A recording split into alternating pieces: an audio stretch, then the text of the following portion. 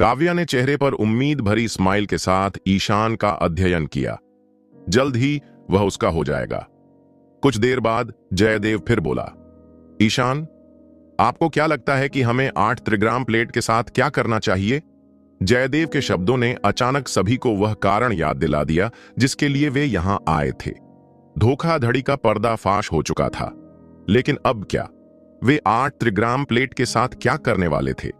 वे धार्मिक आर्टिफैक्ट पर बोली लगाने के लिए यहां आए थे और उन्होंने ऐसा किया भी। आशुतोष ने जानबूझकर इस बोली को बढ़ाकर 45 मिलियन कर दिया था। यह एक पूरे आवासीय समुदाय या 3 स्टार होटल को खरीदने के लिए पर्याप्त था।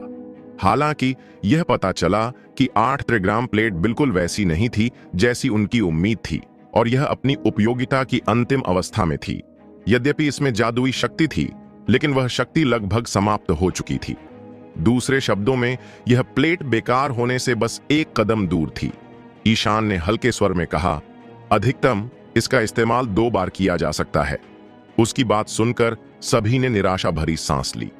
सभी ने 8 त्रिग्राम प्लेट के जादुई प्रभाव को प्रत्यक्ष रूप से अनुभव किया था और वे इस बात पर सहमत थे कि इस प्रकार का प्रभाव ईशान की युद्ध कला की तुलना में व्यापारियों के लिए अधिक आकर्षक था। आशुतोष एक नीच है। उसने हमें इस कबाड़ के टुकड़े से ठगने की हिम्मत कैसे की? विक्रम सर ने अपनी जांघ पर मारते हुए बदले की भावना से शिकायत की।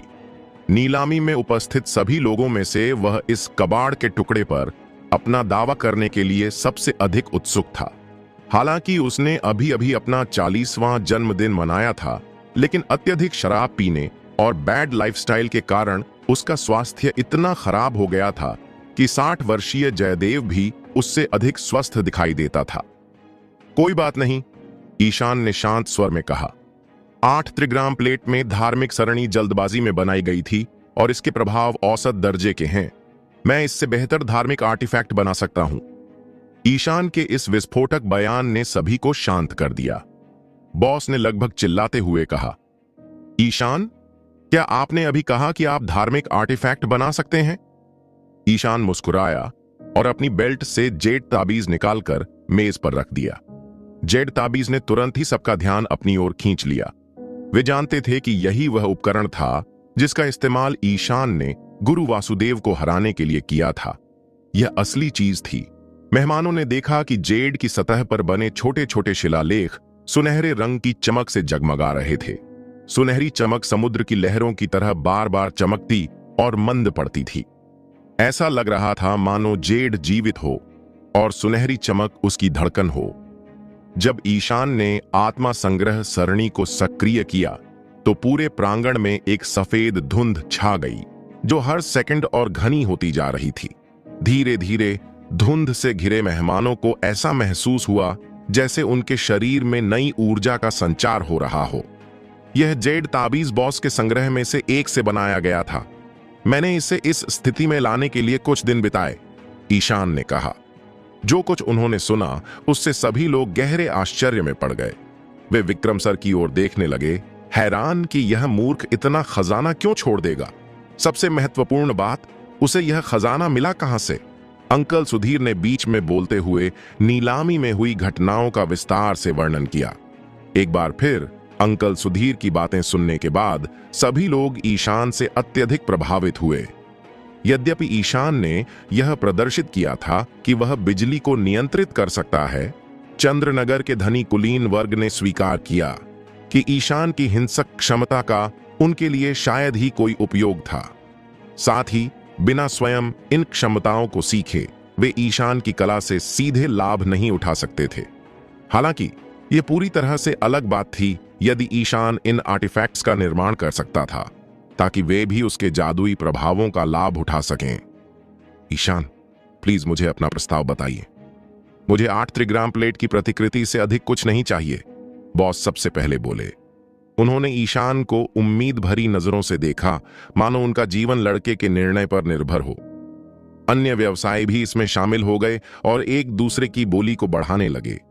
जल्द ही यह एक बोली युद्ध में बदल गया और ईशान को अधिक समय नहीं इंतजार करना पड़ा जब तक कि बोली 500 मिलियन तक नहीं पहुंच गई।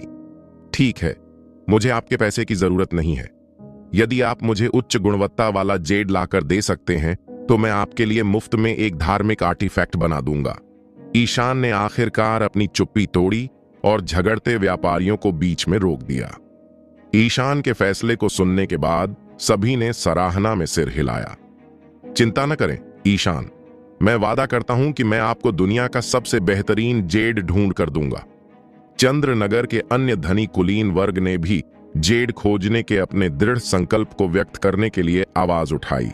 एक जादुई धार्मिक आर्टिफैक्ट के लिए एक उत्तम जेड का टुकड़ा नगण्य कीमत थी। यहां तक कि जयदेव भी इसमें शामिल हो गया और उसने कसम खाई कि वह ईशान को जेड देने वाला पहला व्यक्ति होगा। ईशान मुस्कुराया। उसके लिए पैसे का कोई मूल्य नहीं था। हालांकि एक उत्कृष्ट गुणवत्ता वाला जेड अत्यंत उपयोगी था। यदि उसके पास इसे खरीदने के लिए पर्याप्त धन भी होता तो भी अधिकांश ऐसे जेड धनी परिवारों की तिजोरियों में बंद रहते और कभी बाजार में नहीं बिकते। हालांकि उपस्थित लोगों में से अधिकांश बड़े व्यवसायी थे और इसलिए वे जानते थे कि कहां देखना है और उन जगहों पर पहुंच सकते थे जहां अन्य लोग नहीं पहुंच सकते थे। जब ईशान ने जेड ताबीज बनाना शुरू किया तो उसने अपने परिवार के लिए कुछ और बनाने के बारे में सोचा।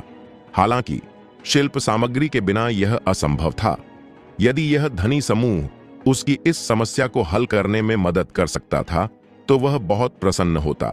ईशान ने स्थानीय कुलीन वर्ग के साथ सौदा करने के बाद भोज छोड़ दिया। जैसे ही ईशान गया, मेहमानों ने उच्चतम ग्रेड के जेड की खोज शुरू कर दी। कुछ दिनों बाद 1 अक्टूबर का राष्ट्रीय अवकाश आया। ईशान ने सोमगढ़ लौटकर अपने माता पिता से मिलने का निर्णय लिया। हालांकि जब उसने अपने पिता से बात की तो उन्हें चंद्रनगर में ही रहने और अपनी पढ़ाई पर ध्यान केंद्रित करने के लिए कहा गया, क्योंकि छुट्टियों के दौरान न तो मां और न ही बहन घर पर थीं। ईशान को फिर सिस्टर रूही का फोन आया। सिस्टर रूही चाहती थीं कि वह बार में काम करे, क्योंकि छुट्टियों के दौरान बार में कस्टमरों की भीड़ होती है। वह बार में अपनी जॉब छोड़ने के बारे में सोच रहा था, क्योंकि उसने पहले ही कई 100 मिलियन रुपए और पहाड़ पर एक हवेली हासिल कर ली थी। हालांकि इससे पहले कि ईशान आधिकारिक रूप से सिस्टर रूही को इस्तीफा दे पाता, उसे काम करना पड़ा। छुट्टियों के दौरान स्टार नाइट बार खचाखच भरा हुआ था और एक रात जब वह एक कस्टमर को शराब की बोतल दे रहा था तो उसने एक परिचित आवाज सुनी जो उसे बुला रही थी। ईशान, उसने पलटकर देखा तो उसका डेस्क मेट उत्कर्ष उसे आश्चर्य से देख रहा था। आपको यहां देखकर अच्छा लगा। ईशान मुस्कुराया। यह दूसरी बार था जब वह बार में अपने किसी सहपाठी से मिला था। चूंकि बार स्कूल के बहुत करीब था, इसलिए ईशान को उम्मीद थी कि वह समय समय पर अपने सहपाठियों से मिलेगा। हां, उत्कर्ष ने कहा और उसकी आंखें चमक उठीं। उन्हें इस बात की जानकारी नहीं थी कि नीलामी में क्या हुआ था और न ही उन्हें बार में ईशान की जॉब के बारे में कोई जानकारी थी। इसलिए जब उसे पता चला कि उसका डेस्कमेट बार में काम कर रहा है तो वह काफी हैरान रह गया। उसने हमेशा ईशान को एक गर्वित लेकिन संयमित लोकप्रिय लड़के के रूप में जाना था और उसने कभी नहीं सोचा था कि ईशान एक बार में काम करेगा। प्राची, क्या यह तुम्हारा फ्रेंड है? एक लड़की अपनी कुर्सी से खड़ी हुई और पूछा। हां बहन, वह मेरा डेस्कमेट है और उसका नाम ईशान है, उत्कर्ष ने धीरे से कहा। साफ रूप से वह ईशान की कम सैलरी वाली जॉब से शर्मिंदा था। ईशान को तब तक एहसास नहीं हुआ था कि उत्कर्ष के ठीक बगल में एक लड़का और एक लड़की बैठे थे। वे दोनों 20 की उम्र के लग रहे थे। लड़का लंबा और सुंदर था, जबकि लड़की औसत से बेहतर दिखने वाली थी। जैसे ही ईशान ने लड़की को देखा, उसकी आंखों में चमक आ गई। हाय, मैं प्राची की पड़ोसन हूं। मेरा नाम माही है। बोलते हुए लड़की ने ईशान की ओर हाथ बढ़ाया। ईशान ने उसे नजरअंदाज किया और उत्कर्ष की ओर मुड़कर बोला, तुम लोग मजे करो, मुझे काम करना है।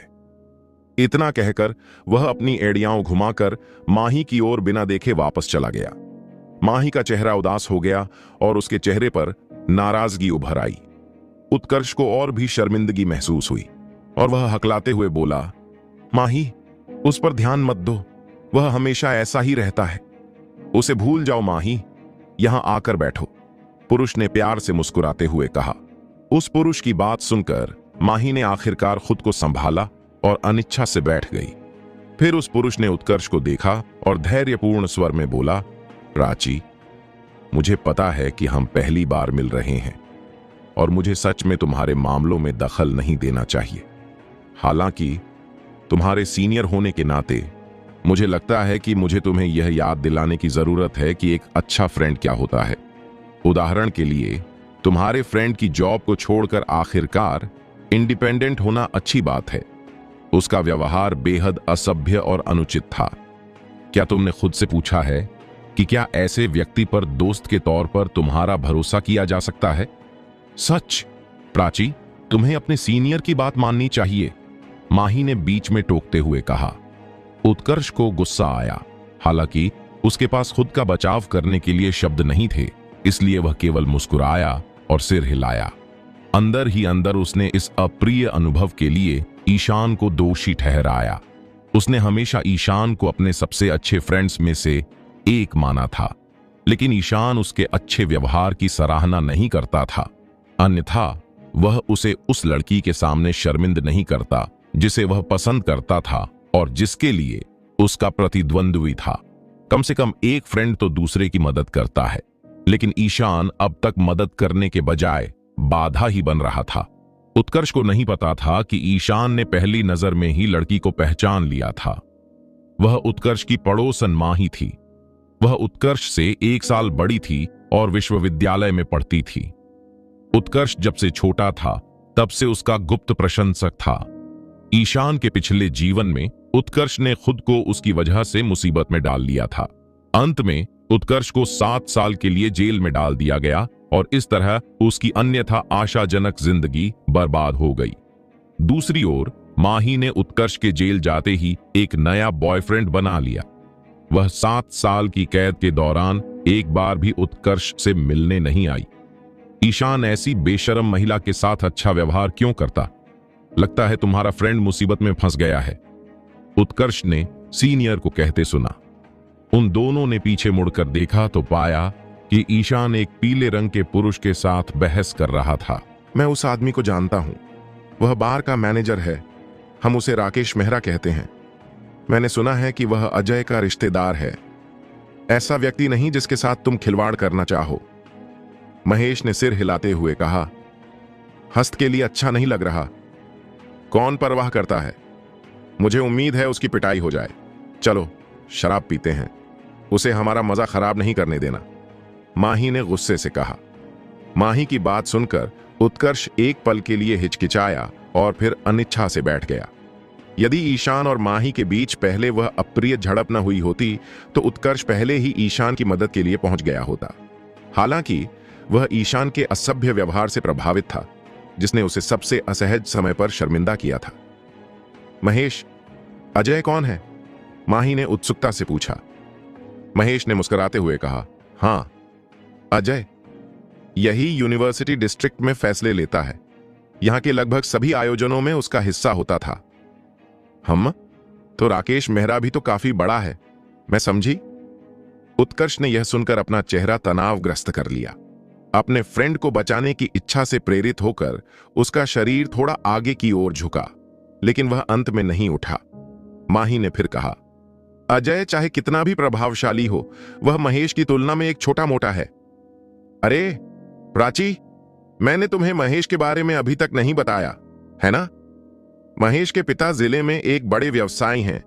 मुझे यकीन है कि अगर अजय ने महेश को देखा तो उसे उनके सामने घुटनों पर झुकना पड़ सकता है। माही ने आत्मसंतुष्ट स्माइल के साथ महेश का परिचय उत्कर्ष से कराया। उत्कर्ष ने मुस्कुराकर जवाब दिया, उसकी बात मत सुनो, हा, लेकिन मुझे यकीन है कि अगर मैं अजय से पूछूं तो वह मुझ पर एक एहसान करेगा। यह सुनकर माही की आंखें प्रशंसा और आकर्षण के मिश्रण से चमक उठीं। उत्कर्ष ने लड़के के चेहरे पर आए सूक्ष्म परिवर्तन को नहीं देखा। उसकी आंखों की चमक कम हो गई थी, क्योंकि उसने अपने और महेश के बीच के अंतर को स्वीकार कर लिया था।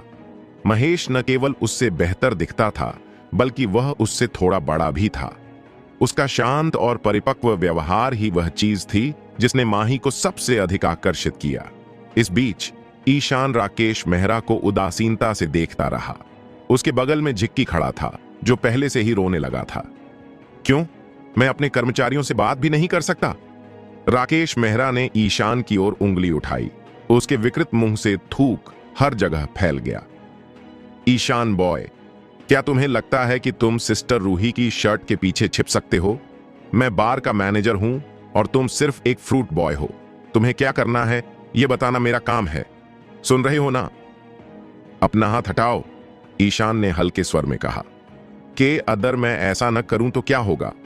क्या तुम मुझे मारोगे? राकेश मेहरा ने गुस्से से कहा। जब वह जिक्की को डांट रहा था तो इस लड़के ने उसे टोका था। बार के मैनेजर के तौर पर यह उसका अधिकार और कर्तव्य था कि वह किसी भी कर्मचारी को अपनी मर्जी के मुताबिक डांट दे।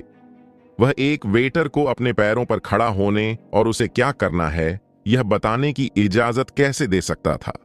छोड़ो, जा ईशान, यह सब मेरी गलती है। जिक्की ने ईशान की कोहनी पर धक्का मारा और माफी मांगते हुए कहा। बोलते समय भी उसके लाल चेहरे पर आंसू झलक रहे थे और आवाज आक्रोश से भरी हुई थी।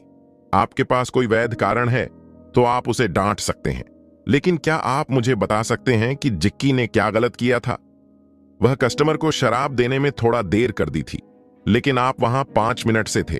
अगर यह पर्याप्त नहीं था तो आपने उसका 1 हफ्ते का सैलरी काट लिया।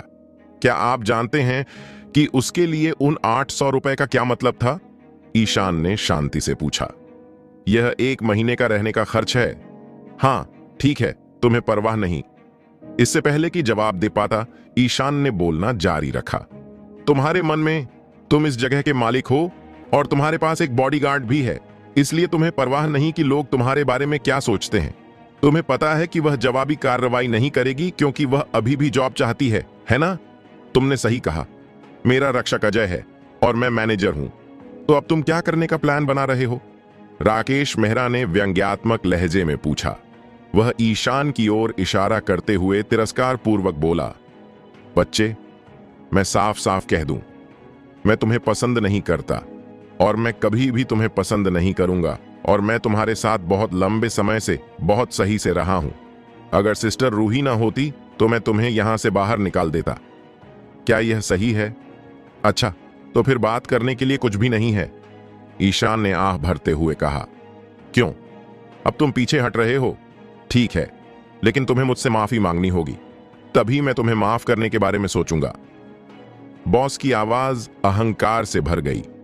यह महसूस करते हुए कि स्थिति अंततः शांत हो रही है, ईशान के आसपास मौजूद वेट्रेसेस ने राहत की सांस ली। हालांकि राकेश मेहरा को कोई पसंद नहीं करता था, वे उसके खिलाफ आवाज उठाने से बेहतर जानते थे। पीछे हटना और माफी मांगना ईशान के लिए सबसे अच्छा विकल्प। सबको आश्चर्यचकित करते हुए ईशान ने मुस्कुराते हुए कहा, माफी मांगोगे? मेरा मतलब है, चूंकि मैं तुमसे समझदारी की बात नहीं कर सकता, इसलिए मुझे तुम्हारी पिटाई तब तक करनी पड़ेगी जब तक तुम खुद समझ न जाओ।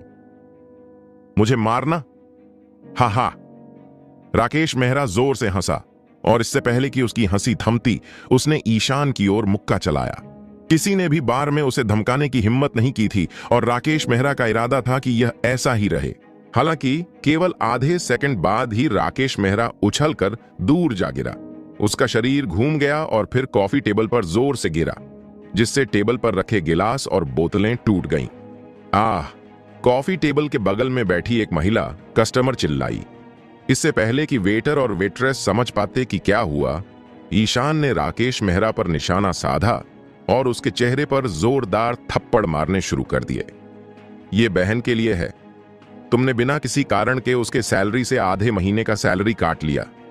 तुम 16 साल के लड़के को लगभग हर दिन परेशान करते थे। यह जिक्की के लिए है ताकि तुम सम्मान का मतलब सीख सको, और यह आखिरी रूही के लिए है। तुमने उस बार की प्रतिष्ठा खराब की जिसे बनाए रखने के लिए उसने इतनी मेहनत की थी। हर बार जब ईशान राकेश मेहरा के चेहरे पर थप्पड़ मारता, वह मैनेजर को बता देता कि उसे थप्पड़ क्यों पड़ रहा है। 1 दर्जन थप्पड़ों के बाद राकेश मेहरा का गाल सूजकर सुअर के मांस के बन जैसा हो गया था और वह मुश्किल से अपने मुंह से एक शब्द भी बोल पा रहा था। घावों से खून बहकर फर्श पर टपक रहा था।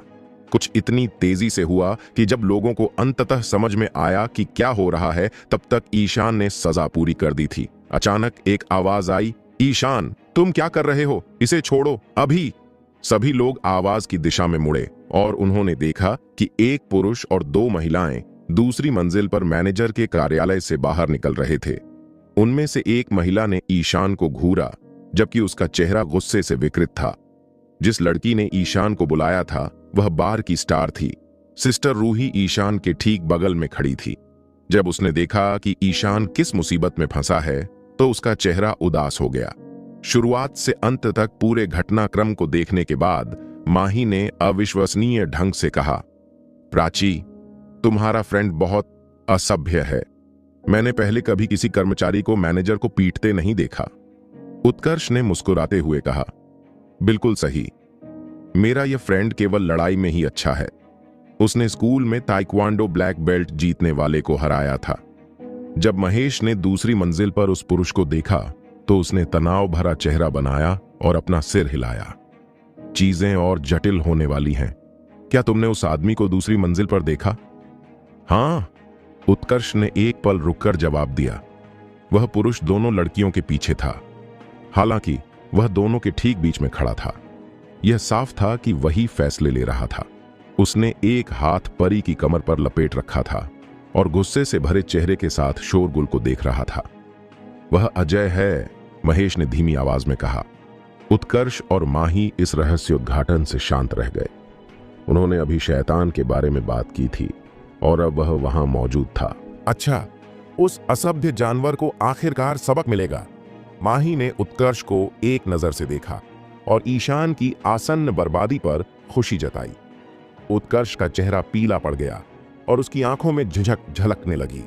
राकेश मेहरा ने संघर्ष करते हुए अपने पैरों पर खड़े होने की कोशिश की और तेजी से दूसरी मंजिल पर चढ़ गया, मानो सीढ़ियों पर खड़े हुए 3 लोग ही उसके रक्षक हों। अजय, मेरी मदद करो। इस कमीने ने मुझे 1 दर्जन बार थप्पड़ मारे हैं।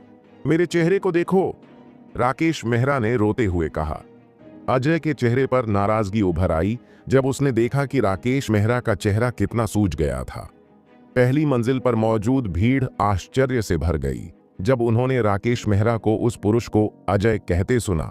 क्या वह अजय है? यूनिवर्सिटी डिस्ट्रिक्ट का अजय?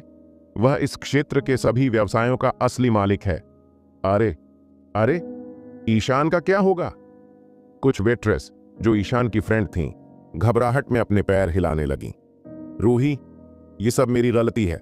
प्लीज ईशान को इससे बाहर रखें।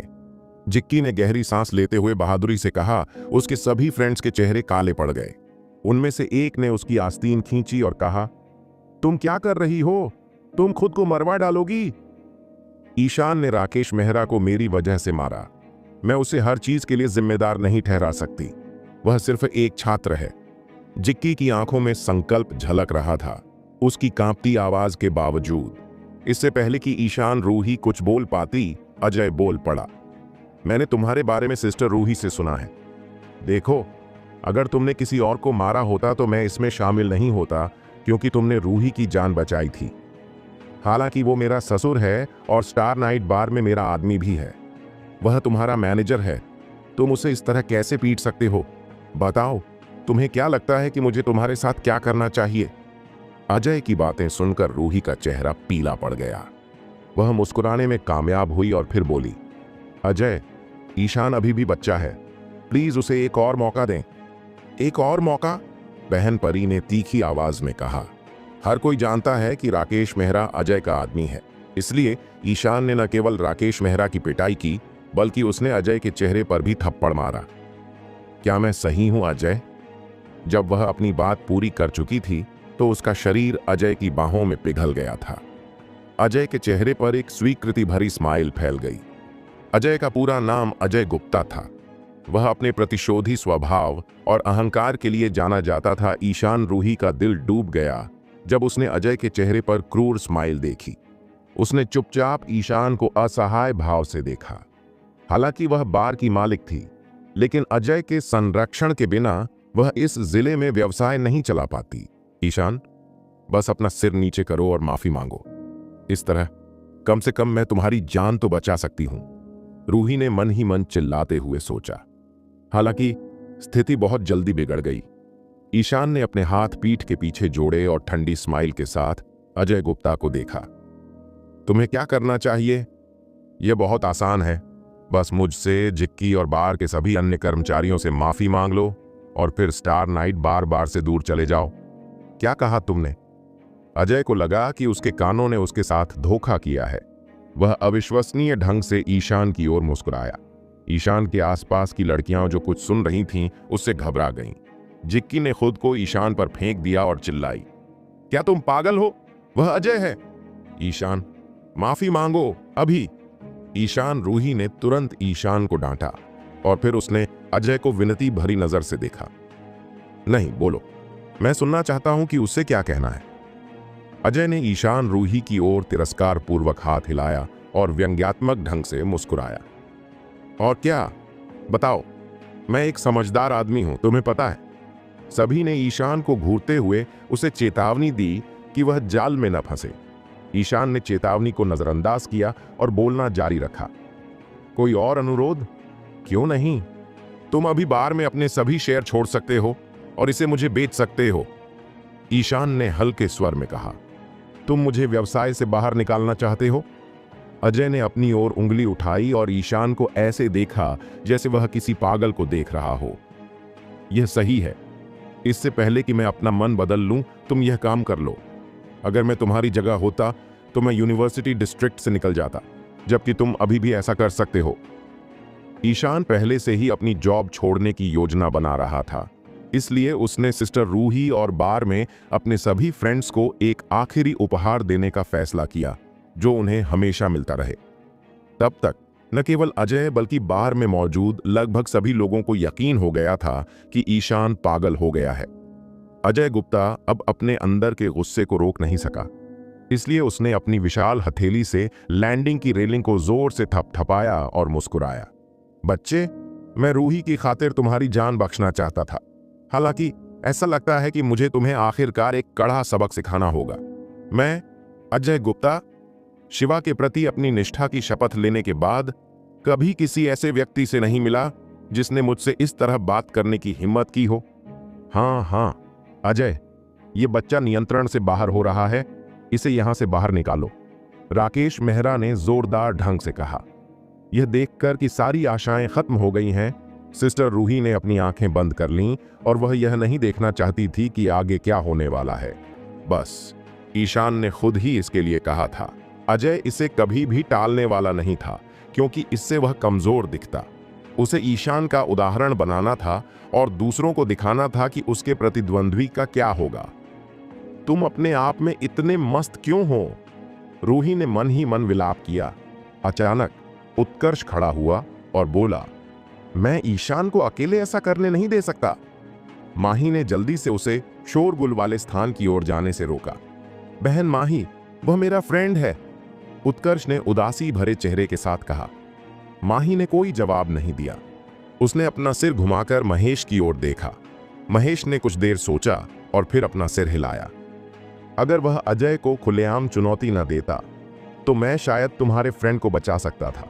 अब बहुत देर हो चुकी है, कोई भी उसकी मदद नहीं कर सकता। क्या सुना प्राची? बैठ जाओ और चुप हो जाओ, माही ने कहा। वह ईशान को पसंद नहीं करती थी और इसलिए वह राहत महसूस कर रही थी कि महेश इसमें शामिल नहीं होने जा रहे थे। उत्कर्ष स्थिर खड़ा था और उसे समझ नहीं आ रहा था कि क्या करे। अचानक लोगों को बार के प्रवेश द्वार से तेज शोर सुनाई दिया।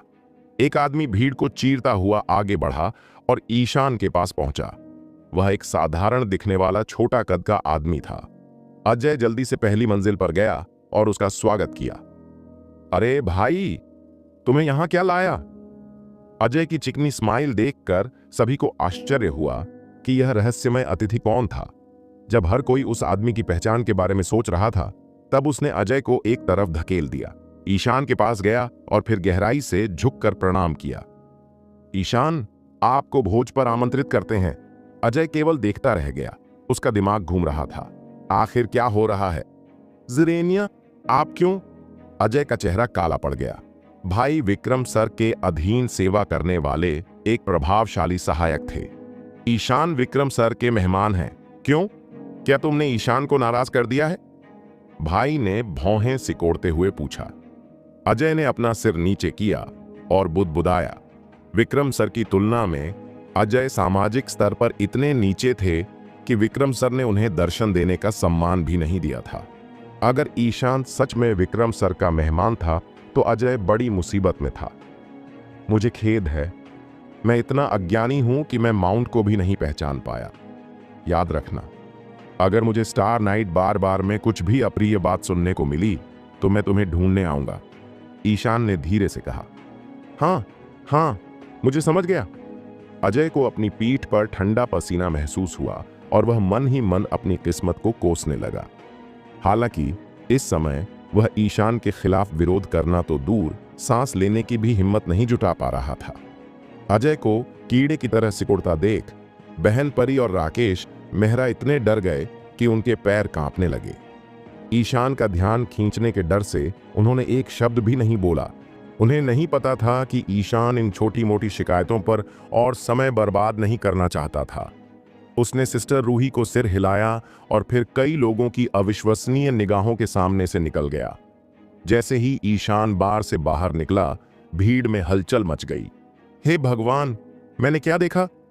अजय ने एक हाई स्कूल के छात्र से माफी मांगी। वह आदमी बहुत ही बदमाश है। मैंने उसे यहां वेटर के तौर पर कई बार काम करते देखा है। मैंने कभी नहीं सोचा था कि शहर में उसके इतने शक्तिशाली रिश्ते होंगे। मजाक नहीं कर रहा, मैं लगभग 1 महीने से उसका सहकर्मी हूं। मैंने कभी उसमें ऐसा नहीं देखा। कस्टमर और बार के कर्मचारी उत्साहपूर्वक अपनी राय का आदान प्रदान करने लगे। उन्होंने अभी अभी कमजोर लोगों द्वारा ताकतवर लोगों पर विजय प्राप्त करने का एक दुर्लभ और रोमांचक दृश्य देखा था। एक पल पहले अजय गर्व से फूला हुआ था और अगले ही पल वह अपने घुटनों पर था और अपनी जान की भीख मांग रहा था। अजय का चेहरा लाल हो गया। शर्मिंदगी और गुस्से ने उसके अंदर हलचल मचा दी। उसने राकेश मेहरा और बहन परी दोनों को आरोप लगाने वाली नजर से देखा और फिर दरवाजे से बाहर निकल गया।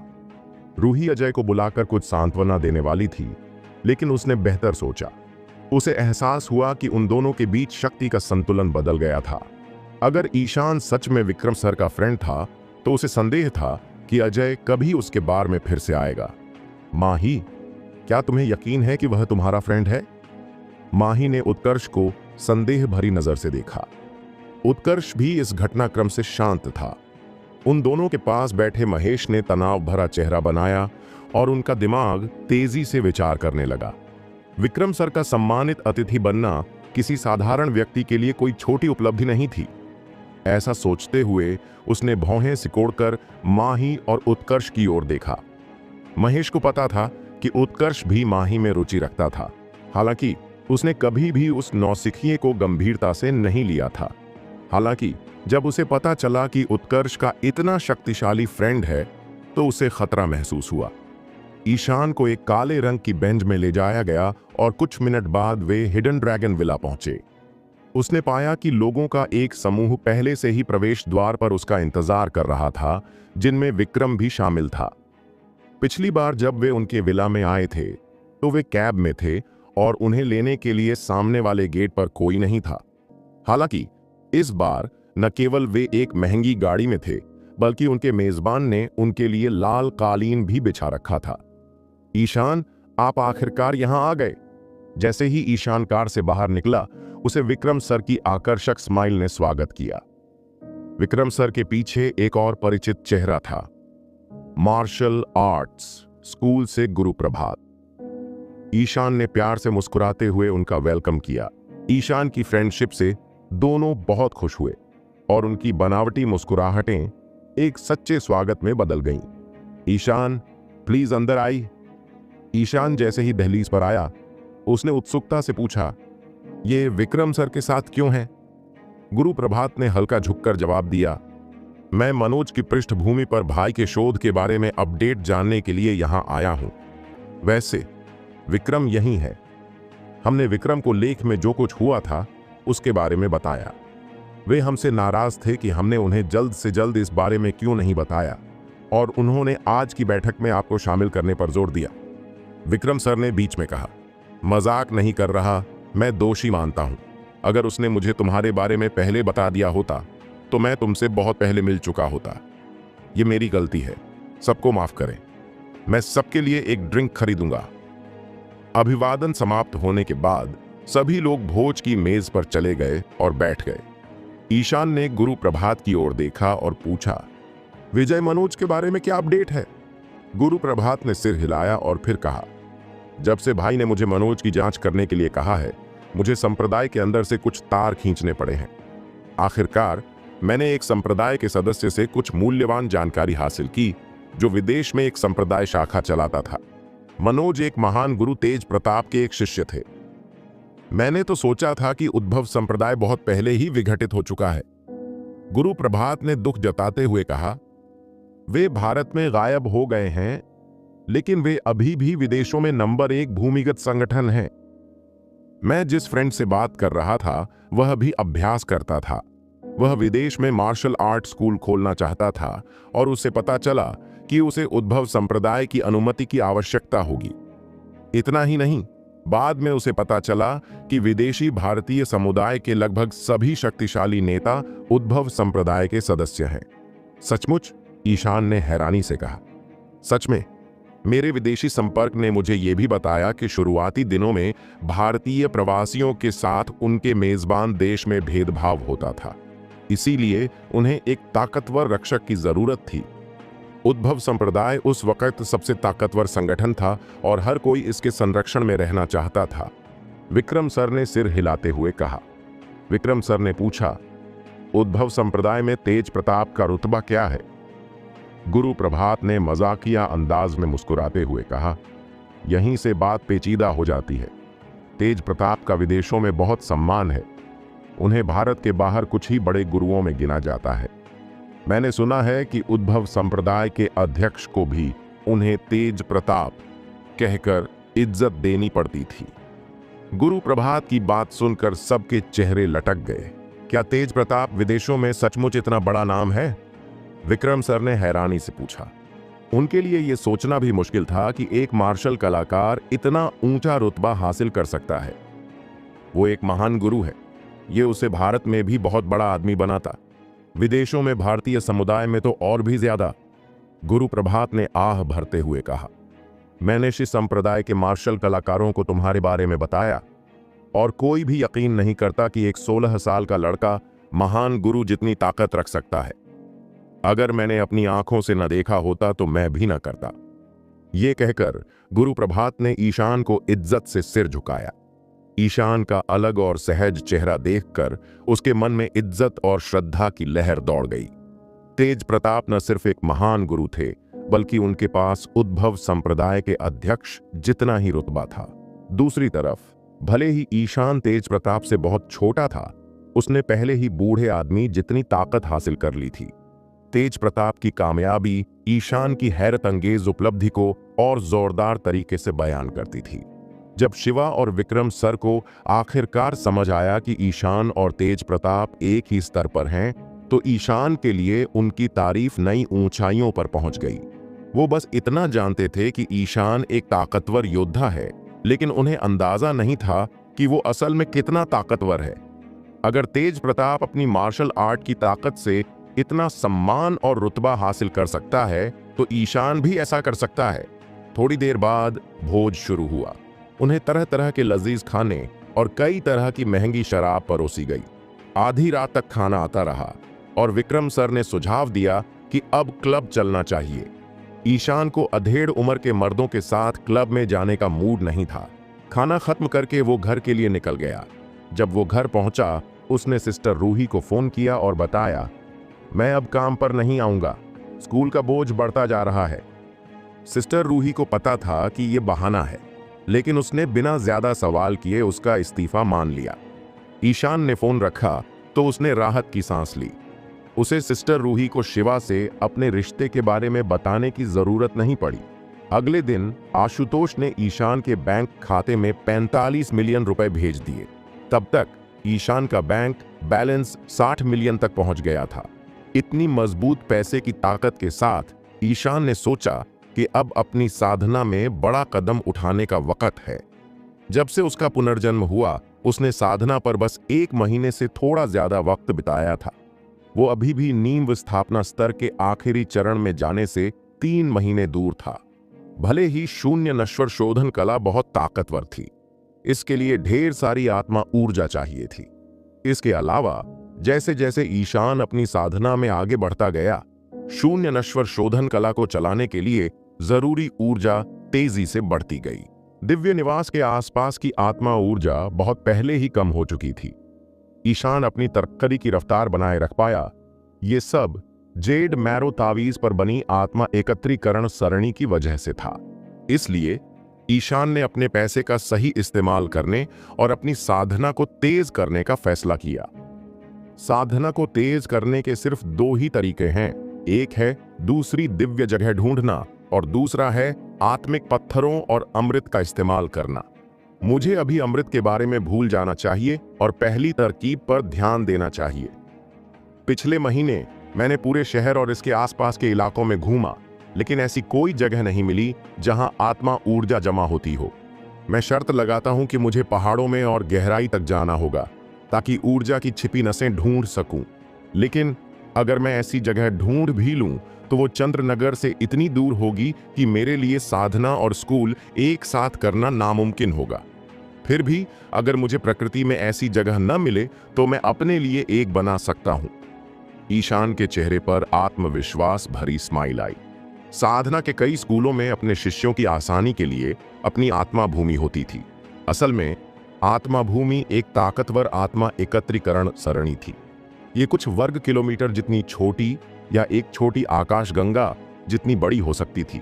सच्चे मार्शल अमर संप्रदाय की पवित्र साधना भूमि अनगिनत तारों और ग्रहों से बनी एक विशाल आकाशीय सरणी थी। आत्मा भूमि बनाने के लिए ईशान को एक एकांत जगह ढूंढनी थी। शोर शराबा और भीड़भाड़ वाला इलाका इसके लिए ठीक नहीं था। मेरे लिए खुशकिस्मती है कि विनायक ने मुझे पहाड़ पर एक विला दे दिया। ईशान ने विला की चाबी निकाली और उसे गौर से देखा। जब से मुझे चाबी मिली मैं एक बार विला में गया हूं। ये पर्वत की सबसे ऊंची चोटी पर सर्पीली पर्वत श्रृंखला के टॉप पर है। वहां से मैं झील और पर्वत का शानदार नजारा देख सकता था। मैं शर्त लगाता हूं कि इस विला की कीमत कम से कम 50 मिलियन रुपए होगी। इस तरह विनायक वर्मा ने मुझे सचमुच एक शानदार तोहफा दिया, लेकिन मुझे अभी भी लगता है कि उनका मेरा तोहफा गुप्त कला उससे बेहतर था। ईशान ने बिना वक्त गंवाए अपने अगले कदम की योजना बनानी शुरू कर दी। अगर मैं पहाड़ पर एक बड़ा जादुई ढांचा बना सकूं, तो मैं पहाड़ और झील के चारों ओर फैली ऊर्जा को विला में जमा कर सकता हूं। इससे मैं एक छोटी आत्मा भूमि बना लूंगा। तब तक मेरे पास इतनी आत्मा ऊर्जा होगी कि मैं उच्च ज्ञान तक पहुंच सकूं। इस जादुई ढांचे को न सिर्फ ऊर्जा जमा करने की जरूरत है, बल्कि ये सुरक्षा का काम भी करता है। मैं नहीं चाहता कि घर पर साधना करते वक्त कोई चुपके से मुझ पर हमला करे। तेज प्रताप और मनोज के बारे में गुरु प्रभात की चेतावनी ने ईशान की सावधानी बढ़ा दी थी। भले ही तेज प्रताप खुद उसके पीछे न आए, वो अपने शिष्यों को भेज सकता था। साथ ही उद्भव संप्रदाय के जितने संसाधन थे उन्हें हल्के में नहीं लेना चाहिए। ईशान बदला लेने वाले मार्शल कलाकारों से नहीं डरता था, लेकिन अगर वो मार्शल कलाकार गलत हरकत करते और नए हथियार लाते तो वो मुश्किल में पड़ सकता था। हालांकि जेड मैरो तावीज उसे कुछ हद तक सुरक्षा दे सकता था, लेकिन तानासोन T7 मैग्नम जैसे ताकतवर हथियारों के सामने ये बेकार था। इसके अलावा नए हथियार काफी तरक्की कर चुके थे। ईशान को यकीन था कि आंतरिक ताकत वालों को मारने के लिए खास हथियार बनाए गए होंगे। आखिर में जादुई ढांचे का आखिरी हिस्सा स्टेबलाइजर था, जो सबसे जरूरी हिस्सा भी है। मैं जेड मैरो तावीज इस्तेमाल कर सकता हूं, लेकिन इसका मतलब होगा कि मुझे बिना किसी सुरक्षा के घूमना पड़ेगा। ईशान ने भौहें चढ़ाईं क्योंकि उसे इस समस्या का कोई हल नहीं सूझा, लेकिन उसने अंदाजा लगाया कि जादुई ढांचा बनाने में वक्त लगेगा, तो उसके पास अभी सोचने का समय था। उसने फैसला किया कि अभी इस बात को यहीं छोड़ दे और जरूरत पड़ने पर बाद में सोचे। शायद जवाब खुद ब खुद मिल जाए। नए जोश के साथ ईशान आगे बढ़ा। इतने बड़े जादुई ढांचे के लिए बहुत सावधानी से तैयारी करनी थी। सबसे पहले ईशान को ढांचे के कई छोटे छोटे हिस्से बनाने थे, फिर उसे बड़ी मेहनत से सारे हिस्सों को जोड़ना था। इस काम में पहाड़ की जमीन का बारीकी से सर्वे करना भी शामिल था। ईशान को जल्दी समझ आ गया कि इसे पूरा करने के लिए उसे कुछ मदद चाहिए होगी।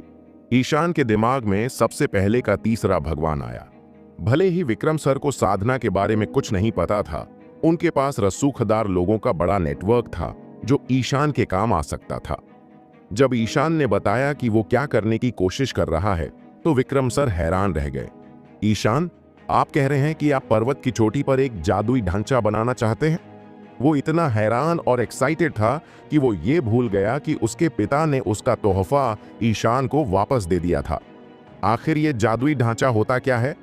विक्रम सर साधकों की भाषा से अनजान थे। जादुई ढांचे से जुड़ी एकमात्र चीज जो उन्हें समझ आई वो थी सैन्य रचना, जिसे 8 त्रिग्राम ढांचा कहते हैं। इसका जिक्र 3 राज्यों के रोमांस में था। इससे पहले कि ईशान, आप ढांचा रचना की योजना बना रहे हैं? हाँ, मैं पर्वत को आधार बनाना चाहता हूं और इसके चारों ओर एक बड़ा जादुई ढांचा बनाना चाहता हूं, ईशान ने कहा। मास्टर अनिल ने ईशान को देखा। उसकी आंखें हैरानी से खुली रह गईं। उसने कभी किसी के द्वारा पहाड़ जितना बड़ा जादुई ढांचा बनाए जाने की बात नहीं सुनी थी। इतने बड़े ढांचे का जिक्र सिर्फ पुरानी किंवदंतियों में था और इसे पहाड़ी रक्षा ढांचा कहा जाता था। इसे सबसे ताकतवर साधना परिवारों की महान कृति माना जाता था। इसे बनने में सैकड़ों या हजारों साल लगे। आखिरी बार ऐसा कुछ दर्जन हजार साल पहले हुआ था, जैसा कि कुछ पुरानी किताबों में लिखा है। आज के जमाने में छोटा सा ढांचा भी दुर्लभ है, बड़ा तो और भी कम। फिर भी कुछ लोग मानते थे कि अभी भी कुछ पहाड़ी रक्षा ढांचे बचे हैं जिन्हें सबसे पुराने संप्रदायों ने अपने सबसे बड़े राज्य की तरह रखा है। लेकिन अपनी आंखों से देखे बिना मास्टर अनिल को यकीन था कि ये बस बड़ी बड़ी बातें थीं। मास्टर अनिल की बात सुनकर विक्रम सर इस काम की विशालता से दंग रह गए। पहाड़ जितना बड़ा जादुई ढांचा, क्या यह मुमकिन भी था? ईशान ने भौहें चढ़ाते हुए कहा, यह उतना बड़ा नहीं है जितना आप सोच रहे हैं। पहाड़ी रक्षा ढांचे का इस्तेमाल पूरे पहाड़ की सुरक्षा के लिए था, लेकिन इसका जादू सिर्फ पहाड़ की चोटी पर बने घर पर केंद्रित था। बाकी इलाके के लिए उसने आत्मा एकत्रीकरण ढांचा, आत्मा संचालन ढांचा और धुंध ढांचा जैसे कम ताकत वाले ढांचों को जोड़ने का प्लान बनाया। असली पहाड़ी रक्षा ढांचे के लिए न सिर्फ ढेर सारे खजानों की जरूरत थी, बल्कि साधक को दिव्य सागर स्तर तक पहुंचना भी जरूरी था। चूंकि ईशान को सिर्फ एक जगह पर ध्यान देना था, ढांचा बनाने की मुश्किल काफी कम हो गई। भले ही ये कमजोर वर्जन हो, फिर भी ये एक शानदार कामयाबी होगी। झील और पर्वत के चारों ओर आत्मा ऊर्जा को इकट्ठा करना और फिर उसे एक जलाशय में भेजना, इसका दायरा और नजरिया बेमिसाल था, मास्टर अनिल ने कहा। उसे अचानक कुछ याद आया और उसने उत्सुकता से पूछा, ईशान, दुनिया में ऐसे बहुत कम लोग बचे हैं जो ढांचा बनाने की कला जानते हैं। मुझे ताज्जुब है कि आप इस प्रोजेक्ट में किसे शामिल करेंगे। अरे, साधना के क्षेत्र में कोई और ढांचा बनाना नहीं जानता? ईशान इस सवाल से चौंक गया। जादुई ढांचा बनाना, तावीज लिखना, अमृत बनाना और जादुई चीजें बनाना, ये सब साधक की बुनियादी ट्रेनिंग थी। कोई भी नींव स्थापना स्तर का नौजवान कम से कम 100 तरह की कला सीख लेता था। हमारे पास साधक ही बहुत कम हैं और जो ढांचा बना सकें वो तो बहुत दूर की बात है। मास्टर अनिल ने ईशान को मजाकिया स्माइल दी। गुरु वासुदेव, जिन्हें आपने हराया, वो पहले से ही सबसे ताकतवर जानकारों में गिने जाते थे। उस सांप का तेल बेचने वाले को भी? ईशान को अपने कानों पर यकीन नहीं हुआ। लगता है इस दुनिया में साधना करना पुराना हो गया है। ईशान ने मुंह बनाया और फिर बोला, कोई बात नहीं, मैं इसे खुद कर लूंगा। तुम ये सब अकेले करोगे? मास्टर अनिल हैरान रह गया। प्रोजेक्ट के इतने बड़े पैमाने को देखते हुए मास्टर अनिल को यकीन था कि ये ईशान के गुरु का आइडिया था। लेकिन जब ईशान ने ऐलान किया कि वो खुद ढांचा बनाएगा, तो मास्टर अनिल को समझ आया कि ये ईशान का खुद का प्लान था। हाँ, मैं आप दोनों से मिलने का फैसला इसलिए किया क्योंकि मुझे आपसे कुछ खरीदना है। ईशान ने अपनी जेब से एक लिस्ट निकाली। लिस्ट में ढांचा बनाने के लिए जरूरी ज्यादातर चीजें लिखी थीं। पृथ्वी पर ऊर्जा लगभग खत्म हो रही है, इसलिए ईशान को नया तरीका अपनाना था और दूसरी चीजों का इस्तेमाल करना था। इस ढांचे को 36 छोटी जादुई चीजों की जरूरत होगी। इनमें से 5 का इस्तेमाल केंद्र में आत्मा एकत्रीकरण ढांचे के लिए होगा। आप मुझे इन 5 जादुई चीजों को बनाने के लिए जरूरी जेड ढूंढने में मदद कर सकते हैं। अगर आप मुझे वो जेड पत्थर ला दे सकें तो मैं आप दोनों के लिए 8 त्रिग्राम प्लेट जैसी एक एक जादुई चीज बनाऊंगा। इनाम की बात सुनकर विक्रम सर और मास्टर अनिल के चेहरे खुशी से चमक उठे। उन्हें इसकी परवाह नहीं थी कि वो कैसी जादुई चीज होगी, बस उनके पास एक होनी चाहिए। मीटिंग के बाद तीनों ने अपने मकसद की तरफ काम शुरू कर दिया। ईशान ने राष्ट्रीय छुट्टी के दौरान खाली वक्त का इस्तेमाल पहली जादुई चीज पर काम करने के लिए किया। चूंकि ये ढांचा धुंधले पहाड़ पर बनाया जाएगा, ईशान ने इसका नाम धुंधला पर्वत ढांचा रखने का फैसला किया। धुंधला पर्वत ढांचे में 4 मुख्य हिस्से थे। ढांचे के केंद्र में विला के अंदर एक आत्मा संचालन ढांचा था। विला के चारों ओर एक रक्षा ढांचा था जो आत्मा संचालन ढांचे से जुड़ा था। आखिर में पर्वत की चोटी पर धुंधला पर्वत ढांचा था। पहाड़ी धुंध को धुंध ढांचे के साथ मिलाने से न सिर्फ ढांचे का असर बढ़ गया, बल्कि लगातार गहरा कोहरा विला को लोगों की नजरों से भी छिपा देता। झील में ढेर सारी जल आत्मा ऊर्जा थी और उसे विला की तरफ भेजा जाएगा। इस ऊर्जा का इस्तेमाल न सिर्फ साधना के लिए हो सकता था, बल्कि जादुई ढांचे को चलाने के लिए भी। इस विशाल लेकिन पेचीदा ढांचा सिस्टम के केंद्र में आत्मा एकत्रीकरण ढांचा था। यह धड़कता हुआ दिल था जो बाकी सारे हिस्सों को चलाता था। इसके बिना बाकी सारे हिस्से काम करना बंद कर देते और टूटकर बिखर जाते। इस आत्मा एकत्रीकरण ढांचे को बनाने के लिए सबसे जरूरी चीज थी सबसे अच्छी क्वालिटी के जेड पत्थर। सिर्फ बेदागा जेड ही ढेर सारी आत्मा ऊर्जा को संभाल सकता था। इन जेड पत्थरों को खरीदने के लिए ईशान ने सिर्फ 2 दिन में अपने पैसे का 1/3 हिस्सा खर्च कर दिया। वो विला के एक शांत कमरे में बैठा था। उसके सामने हवा में पन्ना रंग का जेड का एक टुकड़ा तैर रहा था। जेड हरी चमक से भरा था और हर धड़कन के साथ अंदर से ऊर्जा फूट रही थी। ईशान ने अपनी आंखें बंद कीं और एक पुरानी सी आवाज निकाली। उस आवाज ने हवा में एक आकृति बनाई और एक सुनहरा निशान बन गया। ईशान ने और कुछ आवाजें निकाली, उनके साथ हवा में और सुनहरे निशान दिखाई दिए। ये निशान जेड की तरफ बढ़े और उसकी सतह पर हल्की लेकिन सटीक छाप छोड़ दी। हाय! ईशान ने अचानक अपनी आंखें खोलीं और मुंह से एक सफेद धुआं निकाला। ये उसकी सबसे शुद्ध ताकत थी। जेड पर फेंका गया धुआं एक चमकती सफेद रोशनी में घुल गया। सफेद रोशनी ने जेड प्लेट को हिलाया और वो गुनगुनाने लगी। जेड के अंदर हरी चमक के बीच ईशान ऊर्जा को समुद्र की तेज लहरों की तरह उछलता देख सकता था। इस दौरान जेड और ज्यादा चमकने लगा। अचानक जेड प्लेट पर सुनहरे निशान उभरे। निशानों की लकीरों ने एक सुनहरी जंजीर बनाई जिसने उछलती ऊर्जा को काबू में कर लिया जो बाहर निकलने की कोशिश कर रही थी। निशानों की ताकत और बेकाबू हरी लहरों के बीच टक्कर ने जेड प्लेट को जोर से हिलाया। थोड़ी देर बाद ये टक्कर आखिरकार शांत हो गई। ईशान ने गहरी सांस ली और जेड प्लेट की तरफ बढ़ा। तब तक जेड प्लेट चमकना बंद हो चुकी थी, लेकिन इसकी सतह पर बाल जितनी पतली लकीरों से बने ढेर सारे छोटे छोटे निशान थे। आखिरकार पहली आत्मा जमा करने वाली प्लेट बन गई। अभी 4 और बनानी है। इन 5 प्लेटों के साथ मैं जल्दी ही बड़ा आत्मा जमा करने वाला ढांचा बना लूंगा। ईशान ने मन ही मन खुशी जाहिर की। वो चाहता था कि काश उसके पास जेड मैरो का सिर्फ एक टुकड़ा होता। उससे काम आसान और ज्यादा ताकतवर होता। उसने अंदाजा लगाया कि सिर्फ 5 जेड मैरो से वो पूरा काम कर सकता था। जेड मैरो के बिना ईशान को ढांचे को छोटे छोटे हिस्सों में बांटना पड़ा और हर हिस्से को सहारा देने के लिए कमजोर जादुई चीजों का इस्तेमाल करना पड़ा। आत्मा जमा करने वाले ढांचे के लिए जेड पत्थर आसानी से मिल गए। जब तक मेरे पास काफी पैसा है, मैं उन्हें ढेर सारे इकट्ठा कर सकता हूं, लेकिन बाकी ढांचों के लिए जरूरी चीजें ढूंढना मुश्किल होगा। मुझे सिर्फ भाई पर बैठकर इंतजार नहीं करना चाहिए, मुझे भी इस पर काम करना होगा। ईशान ने थोड़ी रगड़ते हुए सोच में डूबकर कहा। चूंकि आत्मा जमा करने वाला ढांचा आत्मा ऊर्जा को इकट्ठा करने और बनाए रखने के लिए था, इसके लिए सबसे अच्छे जेड की जरूरत थी। जेड आत्मा ऊर्जा के साथ सबसे अच्छा काम करता था, क्योंकि अच्छे जेड में पहले से ही थोड़ी सी आत्मा ऊर्जा होती थी। लेकिन बाकी 3 ढांचे बिल्कुल अलग खेल थे।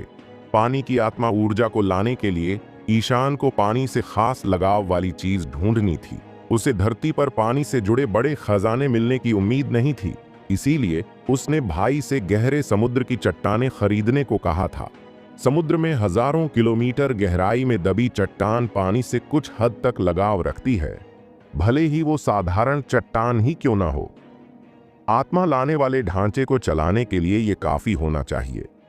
धुंध ढांचे के लिए 1000 साल पुरानी देवदार की लकड़ी चाहिए थी। देवदार की लकड़ी में खुद ठंडी खासियत होती थी और 1000 साल पुरानी देवदार की लकड़ी ठंडे क्रिस्टल जितनी ताकतवर होती। लेकिन ईशान को उम्मीद नहीं थी कि का भाई ऐसी दुर्लभ चीज जुटा पाएगा। रक्षा ढांचे के लिए और भी खास चीजों की जरूरत थी। ईशान ने फैसला किया कि वो बाद में इसकी चिंता करेगा। राष्ट्रीय छुट्टी के आखिरी दिन तक ईशान ने 5 आत्मा जमा करने वाली प्लेटें बना ली थीं। उसने बची हुई चीजों से 2 और जेड तावीज भी बनाए, जिनमें आत्मा जमा करने वाले ढांचे का छोटा वर्जन था। भले ही छोटा वर्जन ईशान के जेड मैरो तावीज से कम ताकतवर था, ये 8 त्रिग्राम प्लेट से कहीं ज्यादा शानदार था। एक बार जब ईशान ने आत्मा जमा करने वाले ढांचे की जरूरी जादुई चीजें बना लीं, वो पहाड़ पर बने विला में चला गया। भले ही ईशान यहां पहले एक बार आ चुका था, वो सिर्फ इमारत के बाहर ही घूमा था। जब वो अंदर गया तो शानदार सजावट देखकर दंग रह गया। घर का ढेर सारा फर्नीचर विदेश से मंगवाया गया था। अकेले फ्रिज की कीमत हजारों रुपए से ज्यादा होगी। ईशान ने जगह को थोड़ा साफ किया और अपने काम में जुट गया। उसने घर के 5 खास कोनों में 5 आत्मा जमा करने वाली प्लेटें रख दीं। फिर वो हॉल के बीच में गया और अपनी ऊर्जा को 5 प्लेटों से जोड़ने के लिए जादुई कला शुरू की। अचानक वो जमीन पर पैर पटक कर चिल्लाया, शुरू करो। पन्ना रंग की 5 किरणें 5 कोनों से ऊपर उठीं। हर एक आधा दर्जन मीटर लंबी थी। जब 5 किरणें छत के ऊपर इकट्ठी हुईं, वो फैलने लगीं। वो तब तक फैलती रहीं जब तक उन्होंने हरी छतरी जैसा आकार नहीं ले लिया और पूरे घर को ढक लिया। ईशान ने आंखें बंद कर लीं, क्योंकि उसने आत्मा जमा करने वाले ढांचे की ताकत को महसूस किया। भले ही ईशान ने एयर कंडीशनर नहीं चलाया था, घर के अंदर का तापमान काफी ठंडा हो गया। जैसे ही आत्मा ऊर्जा ढांचे की वजह से घर की तरफ खींची गई, उसने घर के आसपास और अंदर सफेद धुंध बना दी। ईशान को लगा कि आत्मा ऊर्जा उसके चारों ओर जमा हो गई है और वो हरी छतरी के अंदर सुरक्षित है। यही तो मैं चाहता था।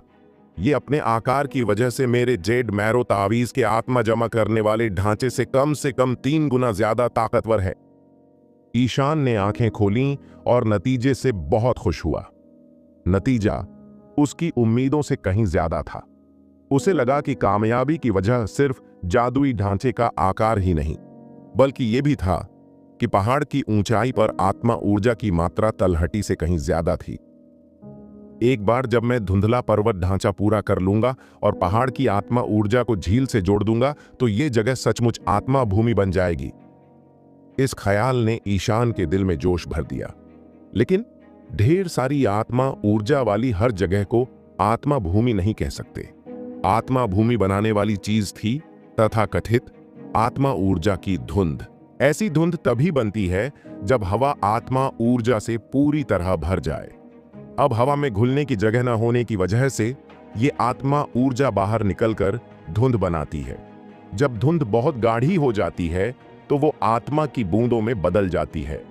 साधक इन्हें इकट्ठा करके इस्तेमाल कर सकता है, जो उसकी उम्र बढ़ाने में मदद करता है।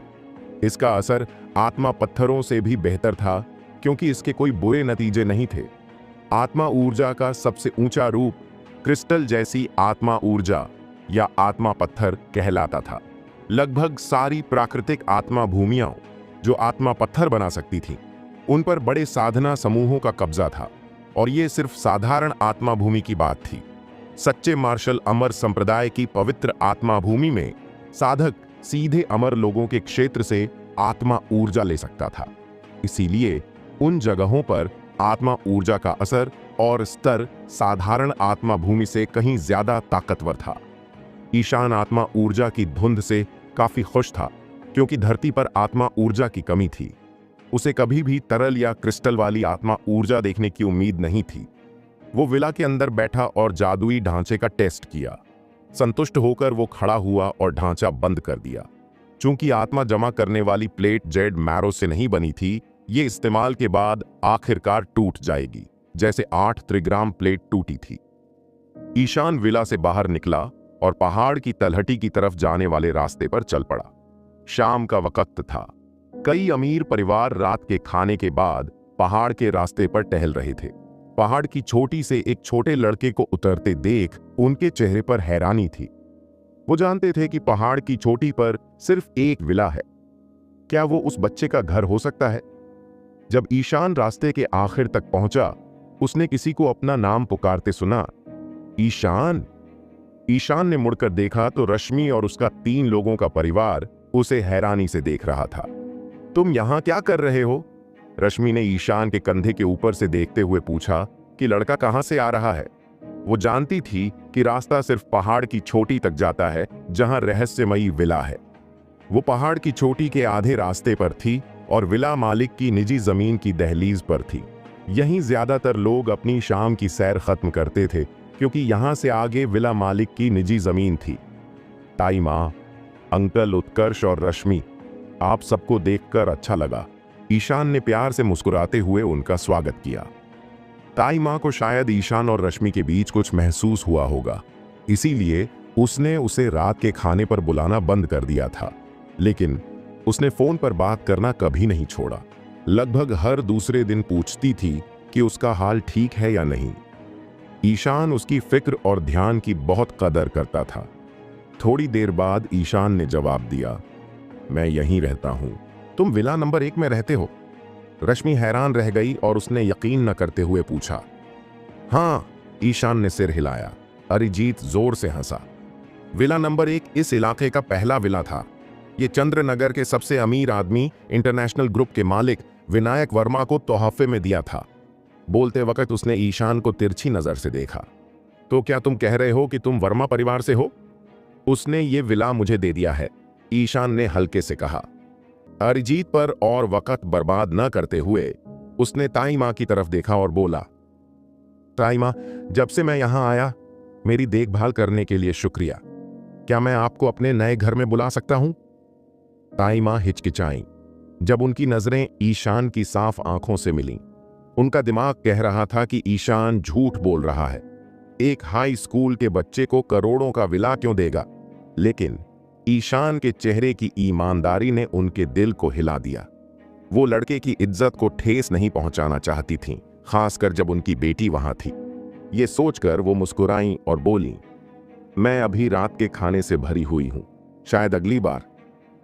क्यों ना तुम रश्मि के साथ शाम की सैर करो? तुम दोनों बच्चों में ढेर सारी बातें होंगी। तुम्हारे अंकल उत्कर्ष और मैं माफी मांगते हैं। ये कहकर वो अरिजीत को पीछे खींचते हुए रास्ते पर चल पड़ी। अरिजीत कुछ और बोलने में कामयाब रहा, इससे पहले कि उसे खींच लिया जाए। आजकल के बच्चे बड़े झूठे हैं। क्या तुम्हें लगता है कि झूठ बोलकर मेरी बेटी को पा सकते हो? मुंह बंद करो, चलो। ताई माँ अपने पति पर बरसी। जब तक उसके मम्मी पापा गायब नहीं हुए, रश्मि ने ईशान की तरफ मुड़कर पूछा, तुम यहां क्या कर रहे हो? क्या तुम मेरे लिए आए हो?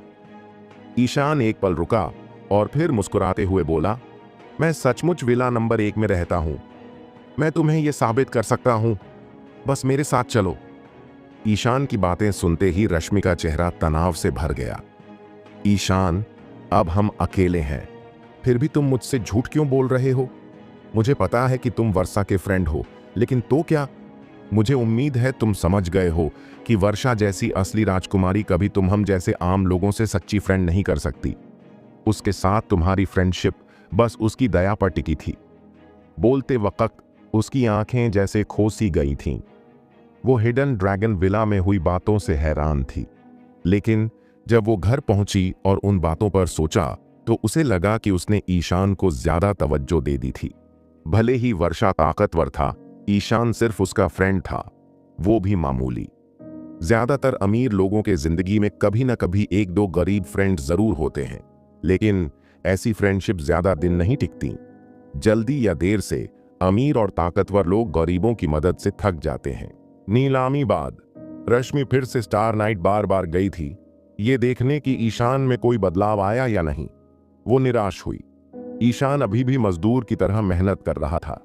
ईशान के चेहरे पर बेसब्री दिखी और फिर उसने कहा, मैंने तुम्हें सच बताया है, अब ये हवेली मेरी है, इसका वर्षा से कोई लेना देना नहीं है।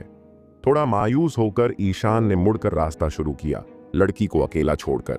उसे यकीन नहीं हुआ कि ईशान ने उससे दूसरी बार अनदेखा किया। उसका गुस्सा भड़क उठा और वो उस घमंडी लड़के पर चिल्लाई, ईशान, तुम हमेशा वर्षा के भरोसे नहीं रह सकते। भले ही रश्मि निराश दिख रही थी, उसके दिल में कई सारी भावनाएं आपस में टकरा रही थीं। उसे ईशान के दावे पर यकीन नहीं हुआ, लेकिन अंदर ही अंदर वो चाहती थी कि काश उसने सच कहा होता। फिर वो ईशान की वजह से परेशान होने पर खुद पर गुस्सा हुई। उसने खुद से पूछा कि वो उसकी इतनी परवाह क्यों करती है। इस बीच ईशान को नहीं पता था कि भारत से हजारों मील दूर चेतनगढ़ शहर की तरफ एक जहाज आ रहा था। हम तट से सिर्फ 10 मील दूर हैं।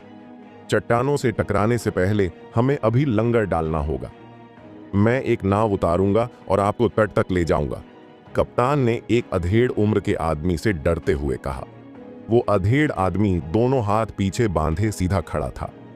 जहाज को हिलाने वाली तेज लहरों के बावजूद वो बिना कुछ बोले स्थिर खड़ा रहा। कप्तान के घरवाले उसे ऐसे घूर रहे थे जैसे वो कोई अजीब इंसान हो। वो 24 घंटे तक ऐसे ही खड़ा रहा और उसकी एक भी मांसपेशी नहीं हिली। नाव की जरूरत नहीं, अधेड़ आदमी ने आखिरकार चुप्पी तोड़ी। लग रहा था जैसे उसकी आंखें उदास समुद्र को चीरकर 10 मील दूर का तट देख सकती हों। लंगर डाल दो, मैं खुद वहां जाऊंगा। उसकी बात सुनकर सब हैरान रह गए। वो अभी भी तट से दर्जन मील दूर थे। वो अकेले किनारे तक कैसे पहुंचेगा? समुद्र की जानकारी बिना छिपी चट्टानें उसकी नाव को जरूर तोड़ देंगी। जब कप्तान कुछ बोलने वाला था, उसने देखा कि अधेड़ आदमी रेलिंग लांघ कर लहरों वाले समुद्र में कूद गया। सबके दिल गले में अटक गए। वो रेलिंग पर झुके और नीचे देखने लगे। जो उन्होंने देखा वो उनकी जिंदगी भर याद रहेगा। उन्होंने देखा कि अधेड़ आदमी समुद्र की टूटी सतह पर ऐसे दौड़ रहा था जैसे वो ठोस जमीन हो। वो जबरदस्त रफ्तार से तट की तरफ भागा, चमकती लहरों की लाइन के पीछे पीछे। कप्तान डेक पर गिर पड़ा, बेकाबू होकर कांपने लगा, लेकिन फिर भी कुछ बोल पाया। क्या वो समुद्र का ड्रैगन लॉर्ड है? दोस्तों, आपको यह एपिसोड कैसा लगा हमें कमेंट करके जरूर बताएं और इस वीडियो को लाइक और शेयर करना ना भूलें। चलिए मिलते हैं एक नए एपिसोड के साथ।